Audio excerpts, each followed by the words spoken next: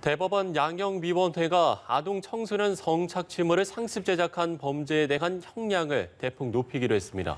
앞으로 아동 청소년 성착취물을 상습적으로 제작한 경우 최대 29년 3개월의 징역형에 처해질 수 있게 됩니다. 김수강 기자입니다.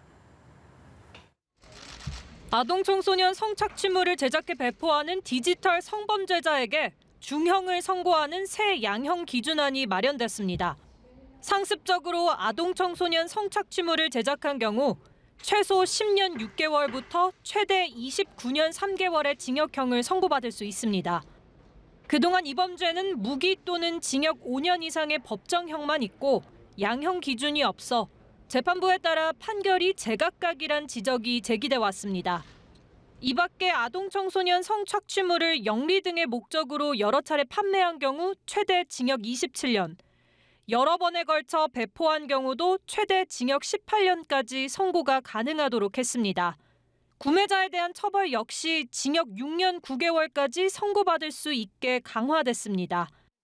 대법원 양형위는 피해자가 처벌을 원치 않더라도 형량을 크게 줄여주지 않는 등 디지털 성범죄의 감경 사유도 축소했습니다. 반면 피해자의 자살 시도나 학업 중단 등 회복하기 어려운 수준의 심각한 피해가 발생한 경우 가중처벌을 선고할 수 있도록 권고했습니다.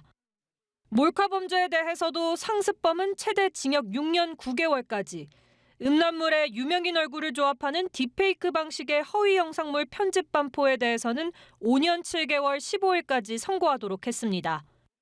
대법원 양형위는 새로운 양형 기준에 대해 다음 달까지 관계기관 의견 조회를 거쳐 11월 공청회까지 마친 뒤 오는 12월 전체 회의에서 최종 의결할 방침입니다.